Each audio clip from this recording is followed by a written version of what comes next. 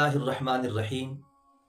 रब्बुल आलमीन के महबूब बंदे वो हैं जो ज़िंदगी में अच्छे आमाल करें और बुरे आमाल से अपने आप को बचाएं। आज के ज़माने में नमाज पढ़ने वाले बहुत ज़्यादा हैं, तिलावत और ज़िक्र व अज़कार करने वाले बहुत ज़्यादा हैं, लेकिन इबादत को बचाने वाले बहुत कम हैं।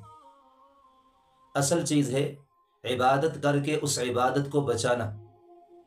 एक आदमी नमाज पढ़ता है, तिलावत करता है, ज़िक्र व अज़कार करता है, रमज़ानुल मुबारक के रोज़े रखता है, लेकिन वो तमाम की तमाम इबादत को बचाता नहीं है, तो उसकी इबादत उसके लिए बाज़ औक़ात पकड़ का ज़रिया बन जाती है।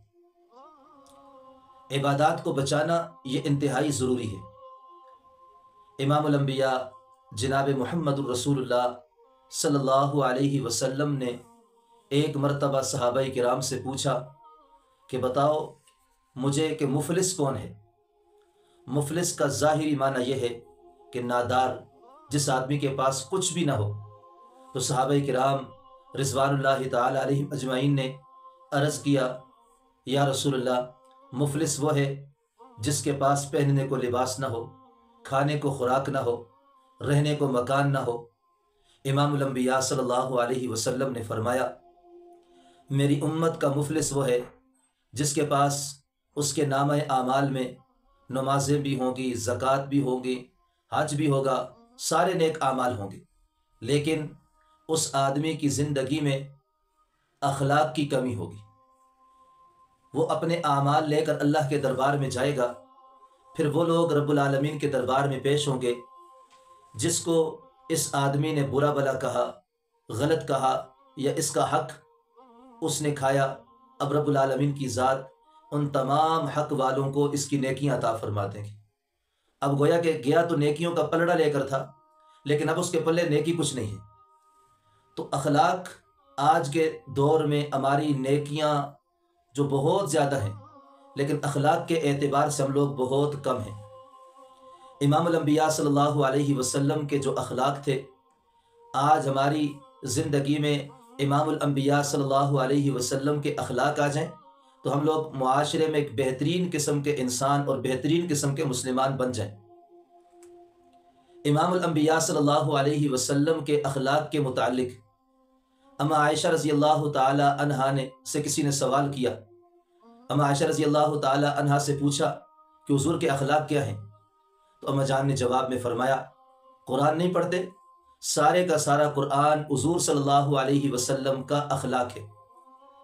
और एक हदीस में आता है, इमामुल अंबिया सल्लल्लाहु अलैहि वसल्लम ने फरमाया, जिस आदमी ने अपना जायज़ हक छोड़ दिया, जायज़ हक इस नज़रिए से छोड़ा, इस सोच से छोड़ा कि वो आदमी से मैं अगर अपना हक वसूल करता हूँ वो लड़ाई करेगा, झगड़ा करेगा, बदज़बानी और बदकलामी करेगा, इसलिए जिस आदमी ने अपना जायज़ हक छोड़ दिया, इमामुल अंबिया सल्लल्लाहु अलैहि वसल्लम ने फरमाया, मैं उसके लिए ज़मानत देता हूँ कि अल्लाह रब्बुल इज़्ज़त से उसको जन्नत के किनारे पर एक महल लेकर दूंगा।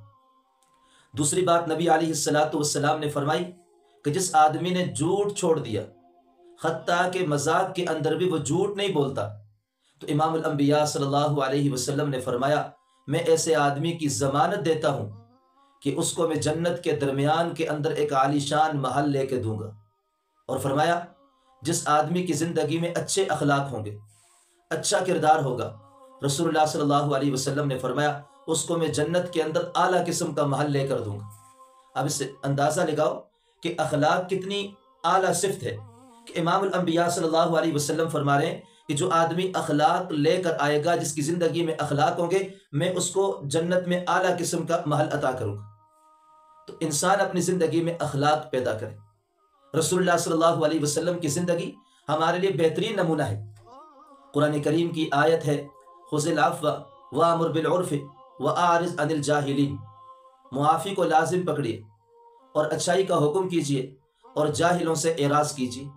इमामुल अंबिया सल्लल्लाहु अलैहि वसल्लम ने जनाब जिब्राइल अमीन से खुज़िल अफ़्व की तफसीर पूछी, तो जनाब जिब्राइल अमीन ने जवाब में फरमाया, ऊतीता बिमकारिमिल अखलाक, आपको आला किस्म के अखलाक अता किए हैं, اعلیٰ قسم کے اخلاق آپ کو عطا کیے۔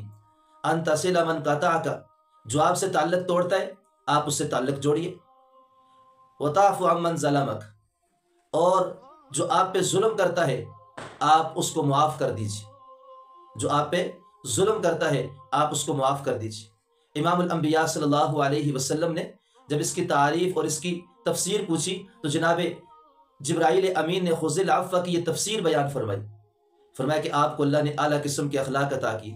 ان تصل من قطعک، جو آپ سے تعلق توڑے آپ اس سے کیا کیجئے؟ تعلق جوڑیے، اور جو آپ پہ ظلم کرے آپ اس کو کیا کر دیجئے؟ معاف کر دیجئے۔ اور اسی طرح حدیث مبارکہ میں دوسرے مقام پر امام الانبیاء صلی اللہ علیہ وسلم نے فرمایا صل عمن قطعک، جو آپ سے تعلق توڑے آپ اس سے تعلق جوڑے۔ واعف عمن ظلمک، اور جو آپ پہ ظلم کرے آپ اس کو معاف کر دیں۔ واحسن الی من اساء الیک، اور جو آپ کے ساتھ برا کرے آپ اس کے ساتھ اچھا کریں۔ تو اخلاق نبی علیہ الصلاۃ والسلام کے، طبرانی کے اندر بھی یہ بات موجود ہے کہ یہود کے ایک بڑے عالم تھے زید بن ثانہ، جو بعد میں صحابی بنے رضی اللہ تعالی عنہ۔ یہ وہ شخص ہے جو خود بیان فرماتے ہیں کہ میں نے سابقہ آسمانی کتابوں میں رسول اللہ صلی اللہ علیہ وسلم کی جو صفات میں نے سابقہ آسمانی کتابوں میں پڑھی وہ ساری کی ساری صفات میں نے آن صلی اللہ علیہ وسلم میں دیکھی، سوائے دو صفات کے۔ ایک صفت یہ کہ نبی علیہ الصلاۃ والسلام کا جو غصہ ہے، نبی علیہ الصلاۃ والسلام کے غصے پر نبی علیہ السلام کا حلم غالب ہوگا، اور دوسری صفت کہ نبی علیہ الصلاۃ والسلام کو کوئی سخت سے سخت بات بھی کہہ دے تو نبی علیہ السلام کو اس سخت بات پر بھی غصہ نہیں آتا۔ یہ دو صفات ایسی تھیں جو میں نے دیکھی نہیں تھی۔ فرماتے ہیں کہ اتفاقاً امام الانبیاء صلی اللہ علیہ وسلم نے مجھ سے کھجوریں خریدیں اور کھجوریں بطور قرض کے لی۔ اب میں نے حضور صلی اللہ علیہ وسلم کے اندر ساری صفات دیکھی تھیں، یہ دو صفات دیکھنے کا بہترین موقع تھا۔ فرماتے ہیں کہ ایک وقت اور مدت متعین ہو گئی کہ اس وقت میں آپ کو آپ کا قرض دیا جائے گا، تو میں قرض کی مدت پوری ہونے سے 3 دن پہلے رسول اللہ صلی اللہ علیہ وسلم کے پاس چلا گیا اور میں نے جا کر قرض کا مطالبہ کیا۔ امام الانبیاء صلی اللہ علیہ وسلم نے میری بات کو بڑی توجہ سے سنا، یہاں تک کہ میں نے غصے کے اندر کلام کیا، حضور صلی اللہ علیہ وسلم نے آگے سے کوئی جواب نہیں دیا، یہ بھی نہیں کہا کہ آپ کے مدت قرض واپس کرنے کا ابھی لمحہ باقی ہے، ابھی تک آپ کے قرض واپسی کرنے کی مدت نہیں آئی۔ لیکن امام الانبیاء صلی اللہ علیہ وسلم نے یہ بات بھی نہیں فرمائی۔ فرماتے ہیں کہ اسی دوران میں نے اپنی زبان سے یہ کہا کہ آپ کا خاندان ہی ایسا ہے، آج تک آپ کے خاندان میں سے کبھی بھی کسی کو وقت پر اس کا قرض واپس نہیں ملا ہوگا۔ تب بھی رسول اللہ صلی اللہ علیہ وسلم نے غصے کا اظہار نہیں کیا، زبان سے کوئی کلام نہیں کیا۔ فرماتے صحابہ کرام غصے میں آپے سے باہر ہو گئے، حضرت عمر رضی اللہ تعالیٰ تلوار پکڑی اور فرمانے لگے خاموش ہو جا۔ تو جناب رسول اللہ صلی اللہ علیہ وسلم نے حضرت عمر رضی اللہ تعالیٰ عنہ سے فرمایا عمر خاموش ہو جاؤ، بیٹھ جاؤ، آپ کو تو یہ کہنا چاہیے تھا کہ ہم آپ کا قرض ادا کر دیتے ہیں، آپ بجائے اس کا قرض ادا کرنے کے، اس سے نرمی سے گفتگو کرنے کے، آپ نے سخت لہجے میں گفتگو کیوں کی؟ تو فرماتے ہیں حضرت زید بن ثانہ رضی اللہ تعالیٰ عنہ کہ نبی علیہ السلام نے حضرت عمر رضی اللہ تعالیٰ عنہ سے فرمایا بھائی جا کر اس کا قرض ادا کرو اور اس کے قرض کے ساتھ کچھ اس کو زیادہ دو، وجہ یہ کہ آپ نے جو سخت کلامی اس سے کی ہے اس کے بدلے میں اس کے قرض سے کچھ حصہ اس کو زیادہ دو۔ فرماتے اس وقت میں نے نبی علیہ السلام کی یہ دو صفتیں بھی دیکھیں کہ نبی علیہ السلام کے غصے پر حضور کا حلم غالب ہے، اور دوسرا کہ نبی علیہ السلام کے سامنے جتنی مرضی سخت انداز میں بات کی جائے امام الانبیاء صلی اللہ علیہ وسلم کی ذات سے کبھی بھی غصے میں کلام نہیں نکلتا۔ تو سامعین محترم، ہم میں سے ہر ایک انسان کو بھی چاہیے، ہم دعوے تو کرتے ہیں ہم محمد الرسول اللہ صلی اللہ علیہ وسلم کے امتی ہیں، تو ہمیں بھی حضور کے اخلاق اپنانے چاہیے۔ چھوٹی چھوٹی بات پر کسی آدمی کے سامنے سخت کلام کرنا، اس کو برا بھلا کہنا، یہ ہمارے لیے انتہائی سوچنے کا مقام ہے۔ تو آج کے دور میں عبادت کرنا آسان ہے لیکن اپنی عبادت کو بچانا بڑا مشکل ہے، اس لیے آئیے عہد کیجئے کہ یہ ہم رمضان کے روزے رکھیں، تلاوت کریں، ذکر و اذکار کریں، ہم جتنے بھی عبادات کریں، جتنے بھی اعمال کریں، ہم تمام اعمال کو بچائیں گے، ہمارا اخلاق اچھا ہوگا، انشاءاللہ اگر ہمارا اخلاق اچھا ہوا تو ہماری عبادتیں محفوظ رہیں گی۔ اللہ کریم ہم سب کو عمل کی توفیق عطا فرمائے۔